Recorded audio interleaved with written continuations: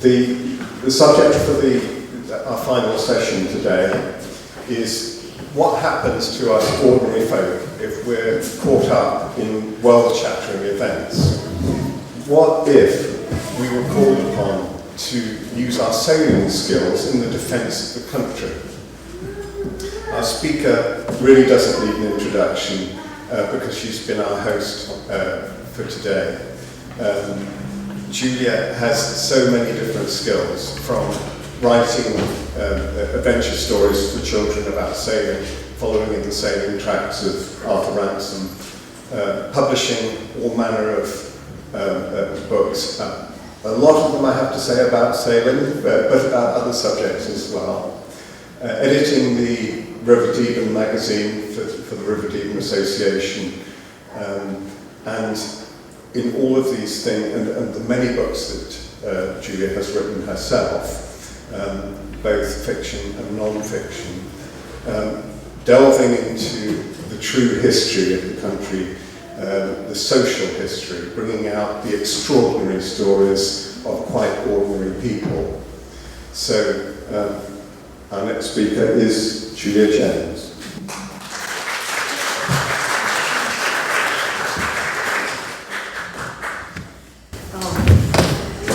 Thank you all very much for lasting the course, if you've lasted your course, and thank you for turning out now in day, if that's what you've done. It's been a tremendous day, and I think one of the things that's come out, Leonie Back said, just as she was leaving just now to go back to duet, oh no, she hasn't left, she's still there. She can't speak because she's eating a cake, that's all right.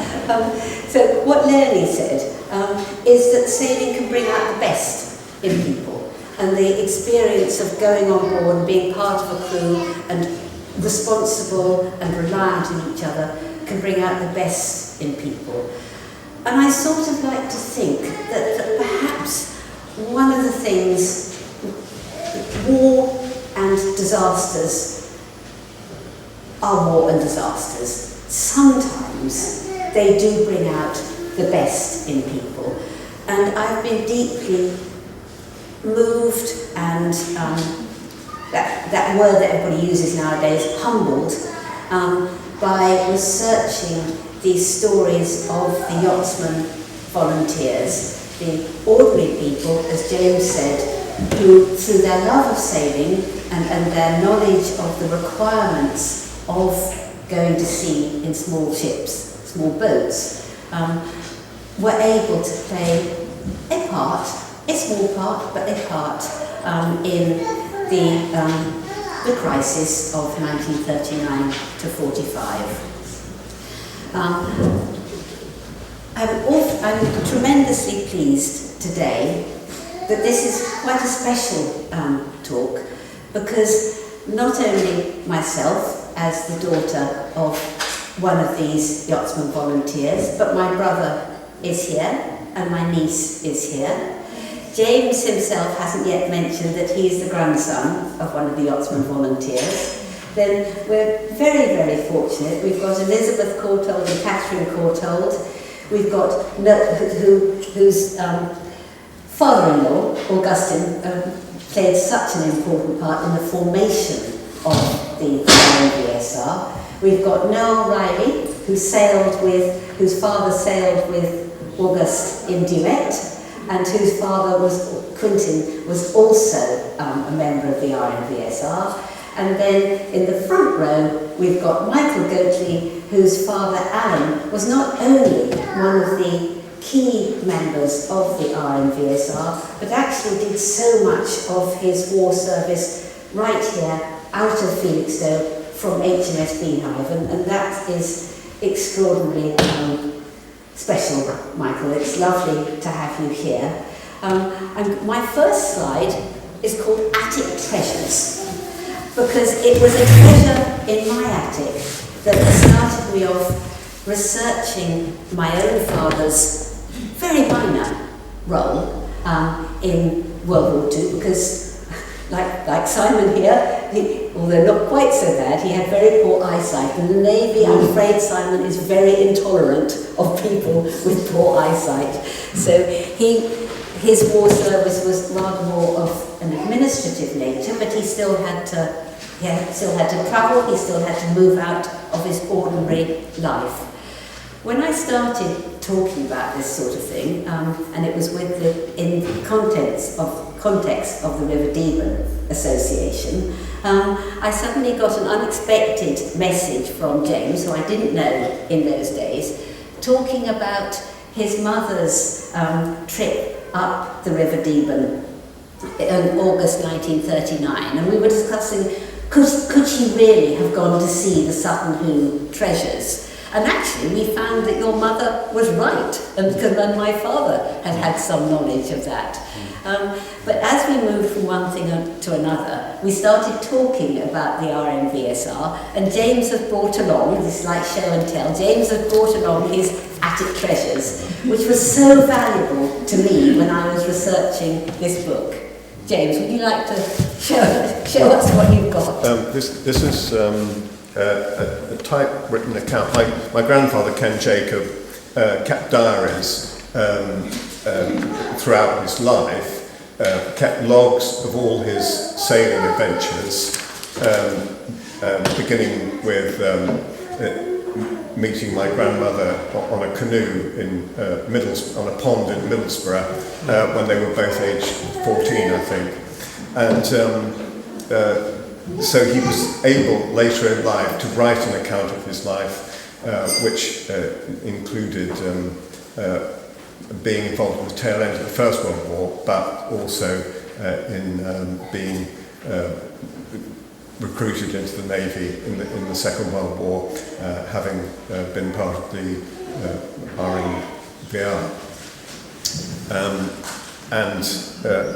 There are various bits of memorabilia which I only discovered after both my parents had died, and when you clear out your parents' house, you find lots of family papers, and you think, well, why didn't they show them to us when they were alive? Including letters my mother wrote as an 11-year-old to her father when he was on naval service, and photographs of, just a few photographs of him when he was in the Navy. Thank you. Yes, I think one of my pleas today is allow your clutter to accumulate, but check what's in it, because I have, as everybody knows, those who know me know, the most cluttered house everywhere, but every so often some treasure comes up, like it's been sort of thrown up from the bottom of the sea, regurgitated by a monster. And that was my situation, and it was an extraordinary bit of good fortune to be able to read Ken Jacobs' account, because he, like my father, didn't have a glamorous and heroic war, but he had to do what I think is a courageous and wonderful thing to do: step out of his ordinary life, do something different, obey orders, do it to the best of his ability. And that, I think is totally admirable, actually. And I hope that, we would respond, I hope we'd never be asked, but I hope we'd respond in the same way. Now, with Michael sitting in the front here, who has also brought along something, it's gone off the edge of the screen. Michael, would you be so kind as to tell us what you've brought here? Because Michael's father, Alan, a Suffolk man, was, in all senses of the world, a hero. He was glamorous, he was brave, he was fast, he worked out of Felixstowe all over the place. And so, Michael, we have... Yes, please do. Please show... We could even put things on the table there. I bought three things.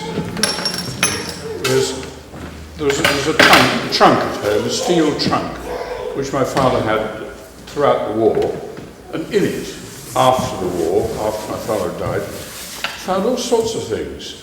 That's what saved his leg, because he smoked, as everybody did, and it was in a pocket on his battle dress trousers. And of course, that would have, the piece of shrapnel which shattered that would have taken his leg off. So that's quite an interesting piece of memorabilia. This was what they called his dog tag, and that you wore around your neck so that you could be identified if you were very badly injured or if you died. And it says on there, quite simply, A.A. Goatley, Lieutenant Commander RNVR.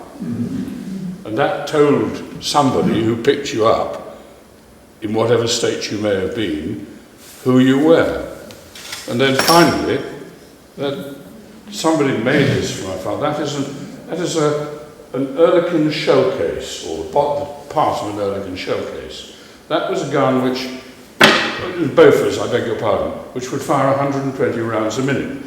But each shell was that size, with the bullet in the end, and the casing on the bottom, and all his ships are engraved upon it. And, extraordinary thing. Thank you That much. became his napkin ring. So, you never know. But he started sailing. Would it be all right, because I'm going to go banging on, would it be all right if we left these out on this table here so people can know that they're there and they're tangible? Yes. Thank you. But we won't swipe them, we won't lose them. No, don't We lose won't them, do don't like lose with James had doctors in the bath. Thank you. Lovely. Okay. So we need to get ourselves back on track here. But I will just say that I felt very lucky that not only did I find, when I looked in my father's suitcase, not only did I find an account of a little cruise he took just before the war, but I also found, and it's just slipping off the edge there, his diary as a 21-year-old. And I pulled it out a couple of days ago with great excitement. I thought, my God, is that duet on his diary? I don't actually think it is, but wouldn't it have been wonderful if it had have been? Because what his diary describes, and what we put in the Cruise of Aramis, is what it was like for an unheroic 21-year-old seeing war coming and knowing they were going to have to step out of their lives and do something about it. Because the generation who had grown up between the wars, I think your grandfather was a little unusual because, unfortunately, he fought in both, but he wasn't the only one. But the generation who grew up between the wars had, as Marjorie Allingham said, a very odd upbringing indeed.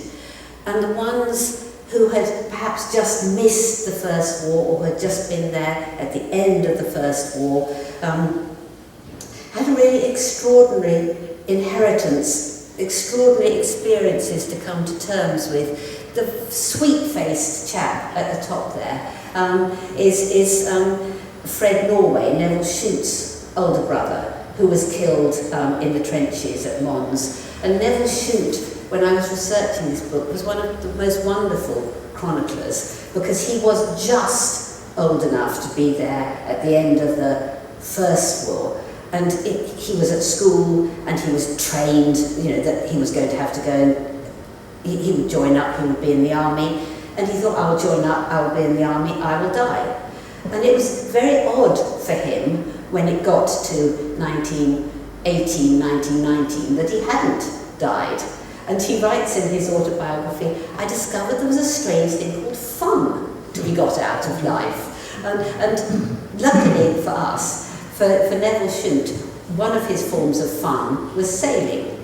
And it's interesting when you look at the social history of sailing, how many people did in the 1920s and 1930s, like the little picture we saw of your mother on that little boat, go off for family cruising on quite small boats. Some people did it on quite big boats. But it was an odd period.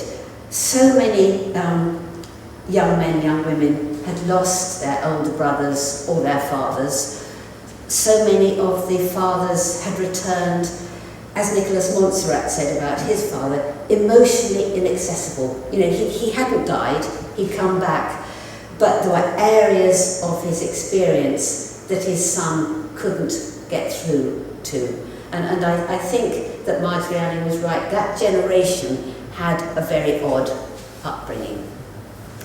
Some of them, and I'm going to take both August Courtauld and Quentin Riley as examples here, were young men who hadn't been old enough to fight in the First World War, but they were young men who felt a tremendous need to prove themselves. And rather sort of wonderfully and impressively, especially with all we've heard today, with Claudia talking about Antarctica, their way of proving themselves was to go off and explore. And there were still areas of the world, particularly I think we're talking about Greenland, but also areas of Antarctica, that were very unexplored. And they were young men who loved sailing, who sailed together, but also challenged themselves to go off on these expeditions, which we look at them now, and as your father Noel said, they went off in their sort of tweed jackets and their ribbons, yes. But so when they came back from their expeditions, and we were in the middle of the 1930s, they were young men with something very special to offer. And the RNVSR, which is the subject of my book, gave those young men an opportunity to bring their experiences into the national interest. So there is, falling off the edge of the screen, there is part of a very famous photo of August Courtauld when he was dug out from under the Greenland ice cap, where he'd been dreaming of duets. So today is a day, where we're sort of going around in many circles, but we're sort of seeing how this theme of sailing, of challenging yourself, can actually be not just a personal thing, but something that's of value to everybody. The picture that's falling off the edge there is one that sort of makes me laugh. It's a chap called Robin Balfour, who was working in he was learning the business in the Sheffield Steelworks, and he only had weekends off. So unlike Quentin and August, he couldn't go off, for umpteen months to Greenland or Antarctica. So he built himself a 10-foot cruising dinghy. So if anybody says, oh dear, my 35-foot yacht just isn't big enough, let's just think of Robin Balfour and his 10-foot cruising dinghy, which two people could cruise on. They had a bucket and various things like that. And instead of doing the circumnavigation of the world, they did the circumnavigation of Lincolnshire. And I just love it. Who knew that you could circumnavigate Lincolnshire in 3 weekends? Anyway, he again was one of the people who I was able to following the story of the RNVSR. You'll be wondering, what is that extraordinary boat, that yacht at the bottom there? One of my heroes, I discovered so many heroes when I was writing this book. One of my heroes was a chap called Patrick Dalzell-Job, and I still am not confident how to pronounce his name. His father had been killed at the Battle of the Somme when he was 3 years old.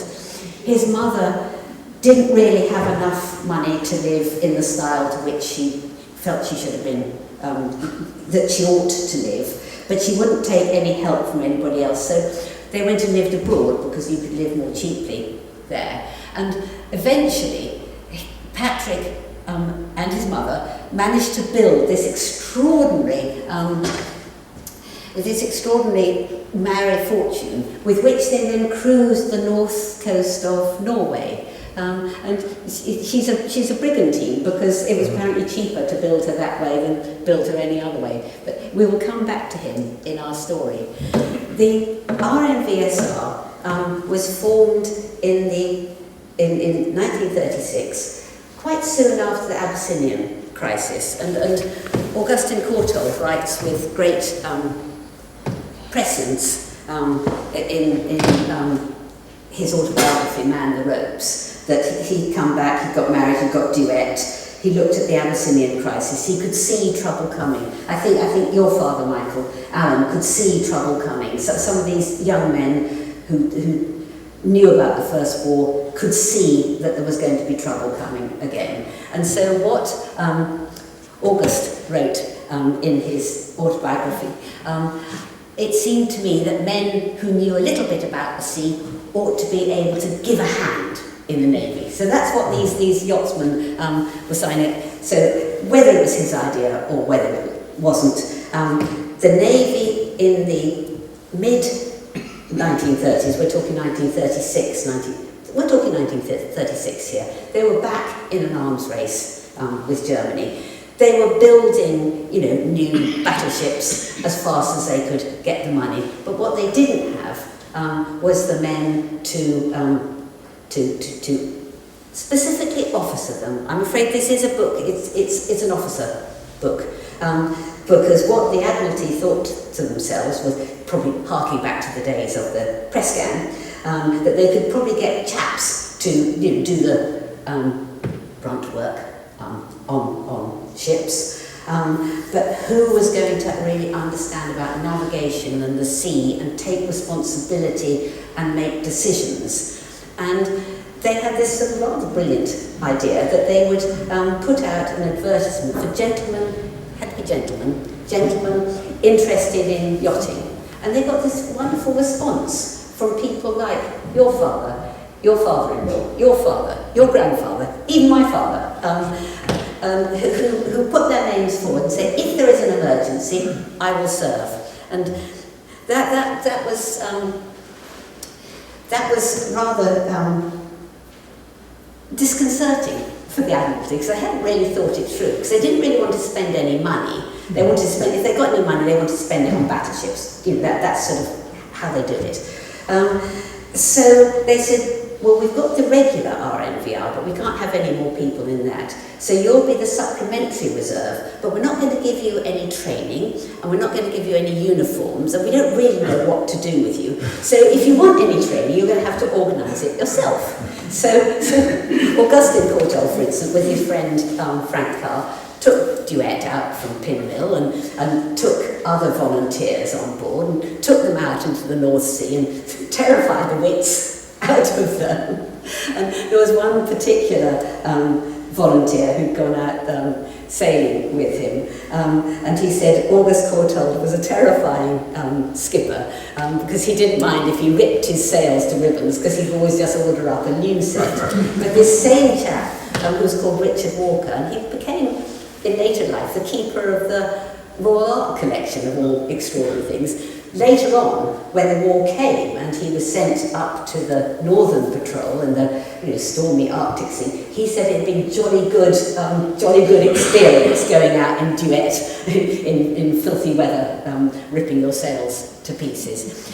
There was a little bit, the Captain O.M. Watts, the Little Ship Club, some of them set up coastal navigation and yachtmaster courses. So under the auspices of the Board of Trade.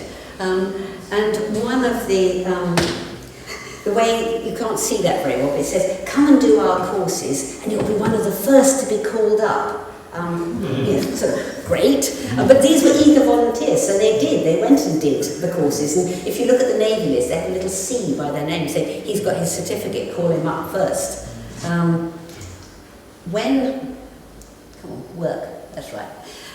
When we got to September 1939 and war was declared, it was quite muddly for the Admiralty to know what to do with their supplementary volunteers. So, understandably, they concentrated on their regular RNVR volunteers. This chap, Derek Raynor, I particularly admire.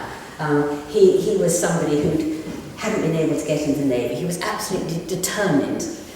He wanted to be in the Navy, so he joined the RNVR. He was actually a camera salesman.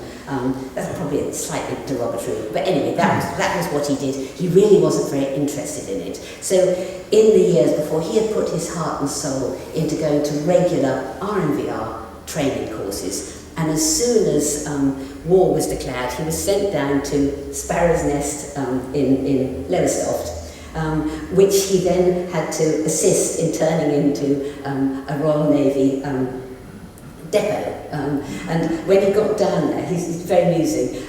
He describes it as a Pierrot show going off. It was sort of Gert and Daisy performing in the pleasure gardens, and he and the others had to say, sorry girls, no show today, this is now HMS Europa. And one of the clever things that the Navy do is turn unpromising places into sort of naval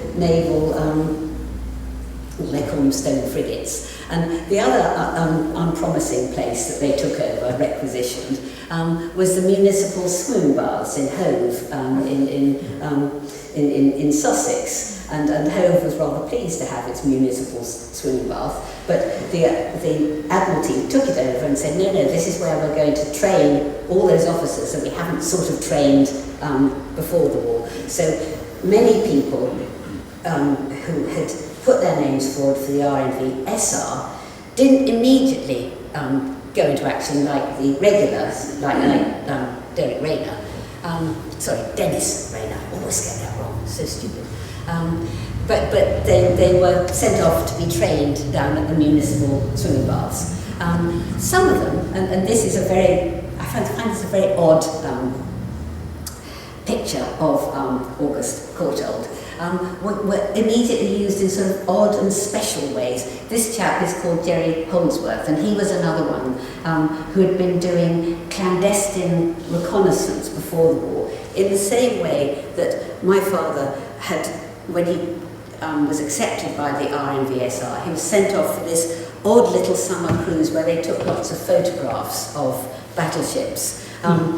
August Courtauld and his friend Michael Spender, and we have Philip Spender here today, also took a very a sort of unconventional cruise up the coast of Norway in duet, and sort of looking at strategic points and pacing out piers. And in fact, your father Philip then went into aerial reconnaissance, a tremendous pioneer who unfortunately didn't survive.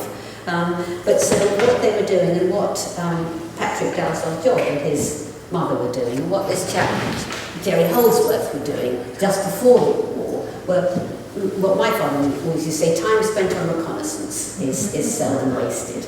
But as it happened, the Admiralty really weren't all that sure what they were going to do with this time spent on reconnaissance. So some of them, like Jerry Holdsworth, for instance, were fairly soon incorporated into rather irregular Section D. It was a sort of precursor of SOE, Special Operations Executive. These slightly fringe, and your father had something, these rather fringe sabotage, nearly spying organisations. But for most of the keen volunteers, either it was a little while before they were called up. Peter Scott was outraged. He kept writing letters saying, don't you want me? And the Admiralty said, no, go away and join something else. In fact, he was one of their most valuable and wonderful recruits. Those who then were taken on were given, in the early stages of the war, some very unheroic but heroic duties. So it wasn't, they all wanted to go and be gallant in destroyers, but most of them couldn't go and be gallant in destroyers because the regular Royal Navy officers didn't really want these yachtsmen joining in, not at this stage of the war. So they got sent off on things like patrolling. One of the first things that the Admiralty remembered from the previous war was how useful it had been to blockade Germany. They moan a lot, we moan a lot in history about the attacks on the convoys coming by German U-boats coming across the Atlantic. But actually, we were doing our damnedest to make very sure that Germany couldn't get supplies, that Germany might even have food shortages and starve. And going back to those yachtsmen who'd done those courses and passed their certificate for the Board of Trade and were called up first, I feel sad to notice that the first name on the memorial at that site in Lowestoft that became HMS Europa. It became the headquarters for the Royal Naval Patrol Service. The first name on that was a young man called Geoffrey Darlow, who was one of the first to pass his exams. Therefore, he was sent straight off up to the Northern Patrol Group. And I only noticed it because I was looking in back copies of Yachting Monthly, and they started to have they dedicated their back pages to being an RNVR journal.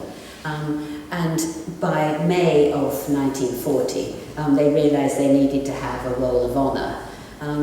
One of the interesting things is as the war went on and the roll of honour lengthened as ships were lost and people died or were lost or became prisoners, they then started to try and balance it by having a sort of births, engagements and marriages column to try and sort of soften the blow of so much of this. But so that trawler, she's a Grimsby trawler, hurriedly converted to be a sort of subarctic patrol ship, was actually torpedoed and lost in October of 1939. So Geoffrey Darlow was one of the first people to be lost.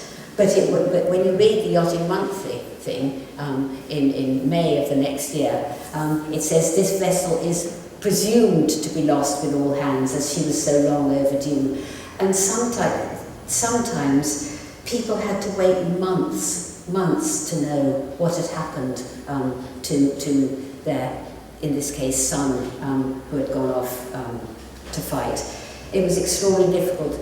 In other cases, like the death of the Royal Pindy, which Ludwig Kennedy's father died in, then it was splashed all over the papers, and it was a great Nelsonian moment, and it was the finest traditions of the Navy. In fact, what it was sending a P&O liner against fully armed German battleships. So it was maybe the finest traditions of the Navy, but you might not have felt like that if she was sunk in 15 minutes. But that was that was Captain Kennedy, but being an RN officer in a non-RN ship. But one of the interesting things in researching this book has been to see how information was managed. So sometimes information was suppressed or forgotten. Families went for ages without knowing what had happened to the person that they loved. Sometimes it became a sort of national thing, like the Royal Pindy. Marjorie Allen wrote, it seemed a great thing to live in the same village as somebody who went down on the Royal Pindy. It was like having a relative who died at Trafalgar. And it's a side issue. But one of the interesting things about researching this book was, in general, information management in the Second World War was very much better, but much more open than in previous wars. So one did get quite a lot of people writing about what they were doing at the time, and that was seen to be good for morale and to remind people of who was fighting and what they were fighting for. Here's an example. Here's Nicholas Montserrat. Now, as again, we hear a lot about the Atlantic convoys, not least from Richard Woodman's wonderful book, The Real Cruel Sea, when he retells the story of the Atlantic convoys, not from the point of view of the escorts, but from the point of view of the merchantmen and merchant ships who sunk. But many of our RNVR volunteers did go on. Dennis Raynor being a prime example, did serve on the escort ships, particularly on the corvettes. And anybody who's read Nicholas Montserrat's Cruel Sea or has seen the wonderful film of it will know just how tough it was. But here we are sitting in Suffolk, thinking about Suffolk and the sea, and I don't think so many of us think about the East Coast convoys. And the East Coast convoys started on the very day, on September the 3rd, 1939, and were running up between the Thames estuary and the northern ports where you needed to get coal and important things back down to London. And a little known fact is that Nicholas Montserrat didn't only serve on the Atlantic convoys. He also spent time going up and down the East Coast, based in Harwich, and escorting convoys of merchant ships up and down the East Coast. And an example of the books that were allowed to be published during the war here's his little book, East Coast Corvette, which he wrote and was published in 1943. And I find that quite, well, to start with, when I was looking, I found it quite surprising that this amount of information could be put out in book form and published during a war.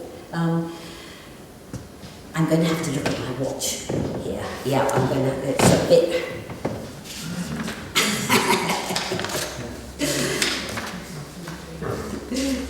So, the RNVSR, or the RNVR duties,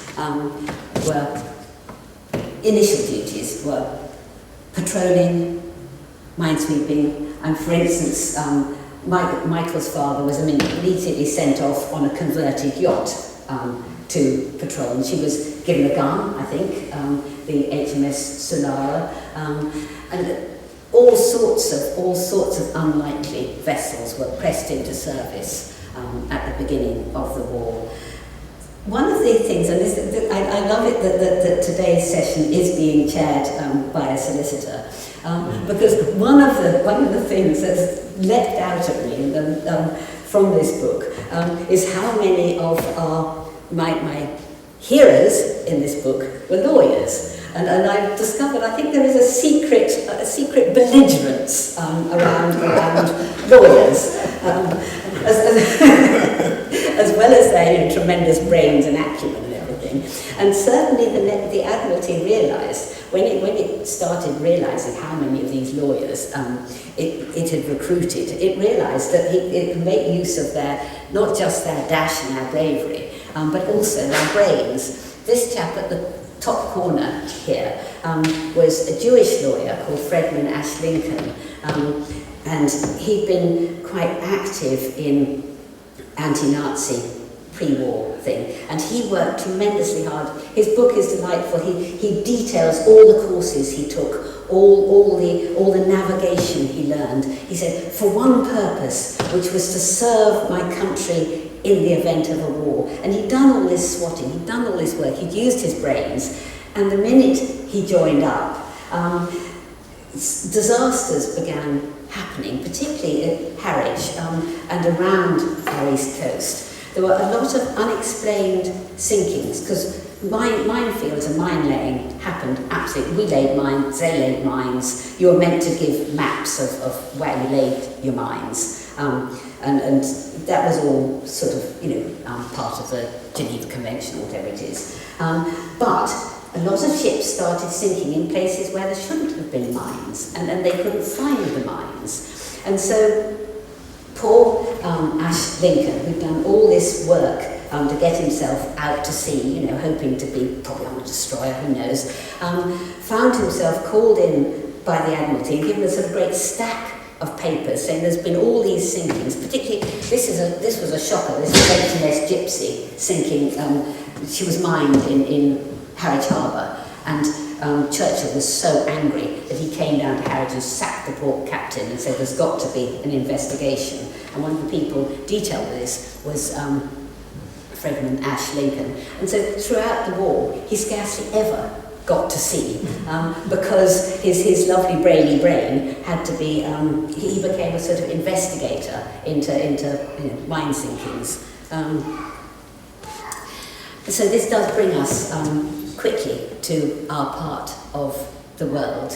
And as the war moved on, it very soon became obvious that one of the things the Admiralty had forgotten when it was building all its battleships, in the pre-1939 period, was that actually, and they should have known this from the First World War, you also need small, speedy ships. And when, after the fall of France and the Low Countries, the enemy were not away in Norway anymore, they were not away in Hamburg, they were, get my directions right, they were right across there. They were in Ostend, they were in Flushing, they were in France, they were in, in Belgium, they were 40 miles away. So suddenly it became, and they were attacking these eastern, they did a lot more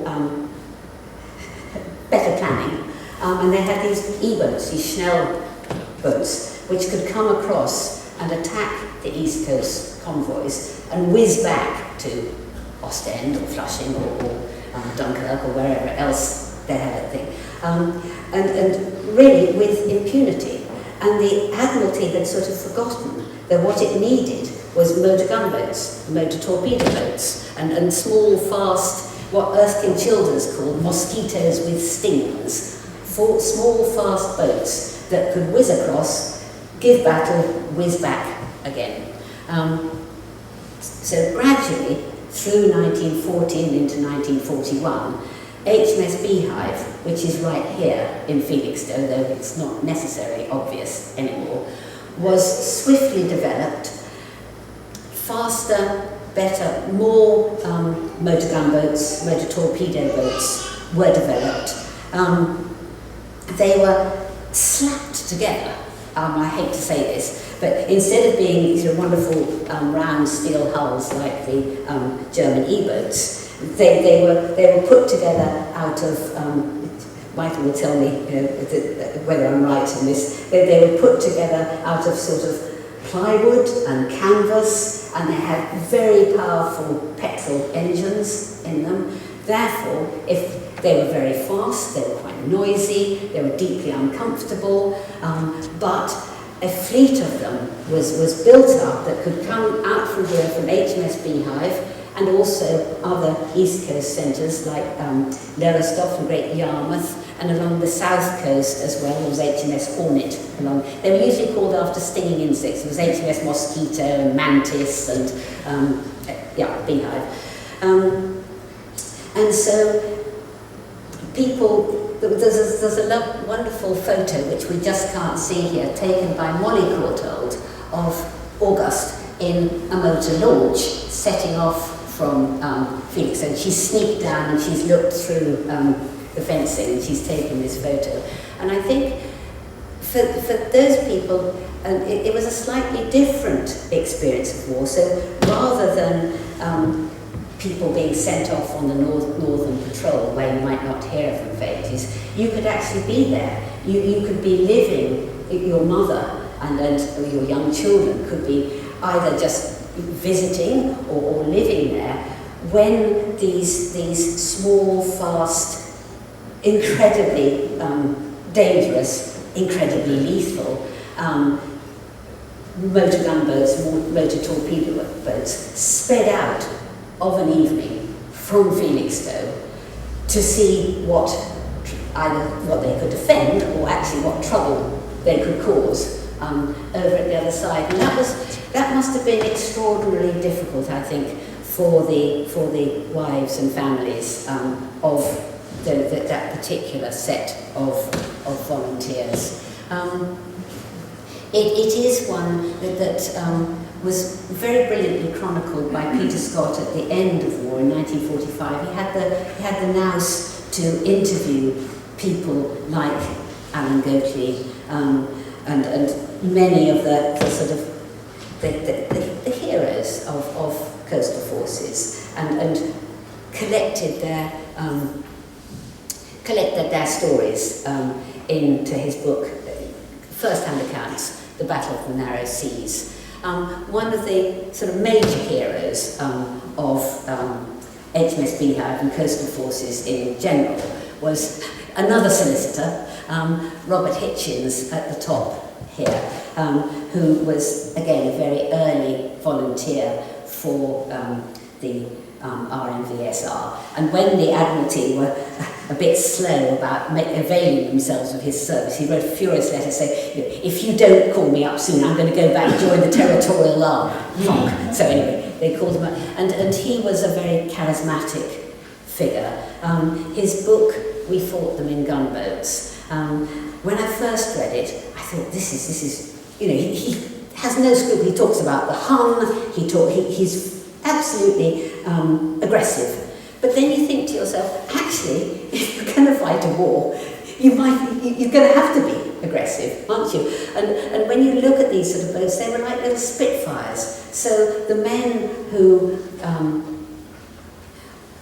served in these very small craft had to live on their nerves and on their skills, and it was a most extraordinary existence. And one of the nice things I discovered out of We Fought Them in Gunboats was the proper derivation of a Mark 8 cocktail, because my brother may be too young to remember, but I remember that whenever my father had a party at the beginning of the year, he served this thing called a Mark 8 cocktail, and it looked completely innocuous, and people swigged it back like it was orange squash, and actually it was a totally lethal mixture of sort of rum and brandy and gin. And Robert Hitchens describes, you know, how he'd come back from, you know, an absolutely emotionally draining session of night. He said, "Oh, just tip everything in," and so I've forgotten the name of the chap. Tipped everything in, and they drugged this stuff back. And I have vivid memories from my teenage years of seeing our local doctor sort of staggering out into the farmyard after a session on the Mark 8 cocktails. But I think if you're zooming out from HMS Beehive, you can certainly be forgiven for that. And I'm just going to, I do see that James is going to have to call a halt on me in a minute. But I thought that I would take, because I knew I was going to be lucky enough to have Michael here today, I thought I would just take Alan as an example of an RNVSR yachtsman volunteer. Not that anybody was typical, because of course everybody was different, but there he was from Ipswich. He went to Ipswich School. His father, I think, was a coroner. He himself, after Ipswich School, went to Oxford, then came back and worked in Ipswich as a solicitor. He was a keen East Coast yachtsman, but again, one of that interwar generation who could see that there was trouble coming. So he was one of the earliest gentlemen to put his name forward in case of an emergency. His first commission was patrolling on a converted yacht. Then he was sent to coastal forces, and you know, as Michael has told us, he was actually very lucky to escape relatively intact, and he was actually, I think, lying in hospital one day when he heard from down in, I think it was Portsmouth at HMS Hornet, and it was actually his boat blowing up from the extraordinary inflammable mixture of you know, petrol and shell cases that it just sort of terrifying. Anyway, then he was obviously one of the most competent, and he then was moved to destroyers, and he commanded a succession of destroyers, including playing quite an important role on D-Day. But what I like about the story, that he survived, which is, you know, always good. But after the war, he was then tremendously in demand as a navigator on the East Anglian offshore racing circuit, because of course by roaring across, you know, in his, or sometimes they had to creep across very, very quietly so that they didn't get heard on the other side. He had become an expert on the shoals and the currents of the North Sea. So happily, because he survived, he was able to put his experience into, you know, good use. And he was, you know, the deserved recipient of medals for gallantry, and I'm sorry that they've fallen off the edge of the screen.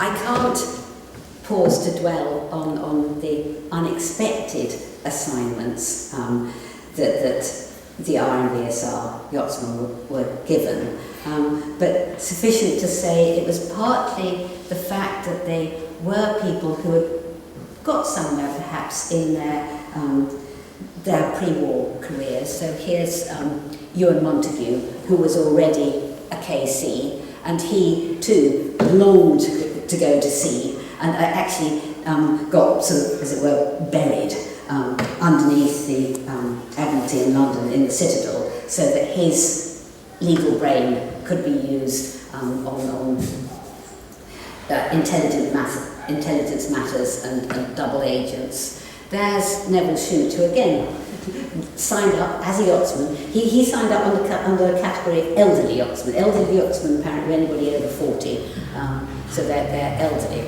And again, he was quite determined to go to sea, but his talents were spotted, and he was sent off to the Department of Miscellaneous Weapons Development, and managed in rather brilliant way that we listened to Richard Woodman to run a proper full-on career, but also write novels. And his series of novels I do commend to you. If you read them in order, the ones he wrote during the Second World War, there was one in particular called Most Secret, which depicts the disgustingness of spraying, of flamethrowers and spraying boiling oil over people. Whereas in his day job at the Department of Miscellaneous Development, guess what he was doing? So it's extraordinary insight into how you would be doing one thing in your service for your country, but as a human being, you are possibly looking at other things. The most amazing group, I think, were those who volunteered for mine disposal, because the mines were dropped, they didn't explode, they were thought to be the Navy's problems very much through the Blitz and afterwards. And so here is the Assistant Education Officer for Northamptonshire, who was also a keen yachtsman.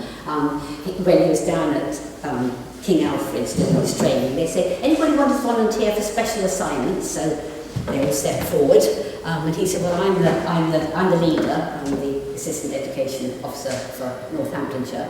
And within, I think it was 2 weeks, he had 2 weeks of training, and then they were sent out defusing these terrifying, now he's in Barking Creek, defusing a terrifying bomb.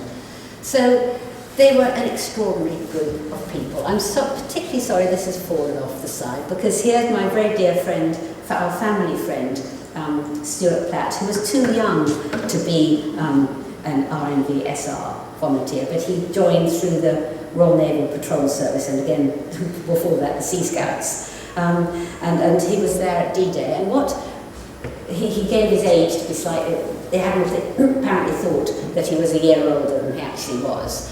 But this is Stuart Platt, who I think many people will remember Stuart Platt, because he kept his last boat, Coriolis, in the marina in Levington for the last part of his life. But here he is, age 20, in command of an 80-foot tank landing craft, driving in to Gold Beach on D-Day. And he writes in his memoirs that there were so many there already he couldn't really see a spot where he was going to land. But there he is, driving in command, age 20, and has the coolness of head to take a photo. Now, I find that just absolutely sort of extraordinary. And I wish you could see that. That's a picture of Stuart after the war, and he still looks about 17. And then there's a picture of him and Beryl on Coriolis down in Levington, looking like pillars of society. And they were pillars of society. She was the Essex County Council education chief. He ran a business making K-pop. As children, as a teenager, I thought this was a rather sort of, sorry, I'm going to skip. Oh, what went wrong there? Oh, sorry, I didn't put the other pictures in. Because after the war, people obviously, were damaged or developed in their different ways, and there are as many different. There's no one statement that you can make, but a number of them, again, including Quentin Riley and Augustine Courtauld and Stuart Platt, Stuart Platt, stepped forward to do public service, and became chairman of governors or members of the Essex County Council. And it's quite salutary, I think, to have looked at them as a sort of, blasé teenager and thought, oh, these boring old balding men. And then one looks back at what they achieved when they stepped out of their ordinary lives. And you think, heck, would we ever have coped to do the same ourselves? And I think because the time is where it is, I think that's where I'm going to leave it. But I think the only message of this, I have two messages. One is check your clutter in your attic. And the second message is don't ever assume that because somebody looks like a sort of grey-haired Chan Saunders that they haven't done amazing things in their past. Thank you very much.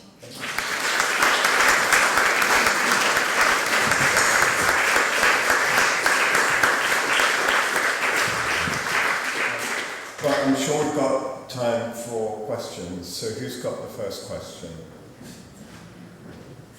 We probably haven't. We're probably going to get kicked out. Okay. All right. Okay, right at the back there, sir. Yeah, I've got a question, which is, Stuart, it always seems so strange to me that they call the training centres HMS. As you say, it's like the local swimming pool or something. Any ideas? I think that's the Navy for you, that's the Admiralty. One of the things that really bothered them about having volunteers, way back when the RMVR was first developed, which was way back in the days of Erskine Childers, were these volunteers going to obey orders?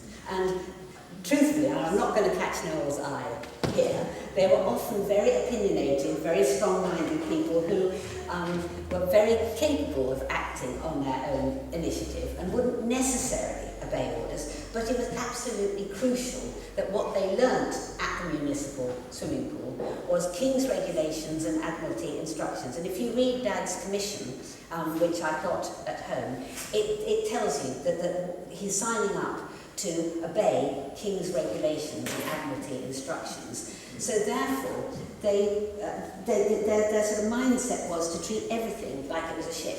So even if it was, pleasure gardens in Lowestoft or a swimming pool in Hove, it had to be treated as if it was a ship, because then you have to obey naval discipline, and that was absolutely essential. And actually, that's what part of the understanding of being part of the crew of a ship, that you are all interdependent.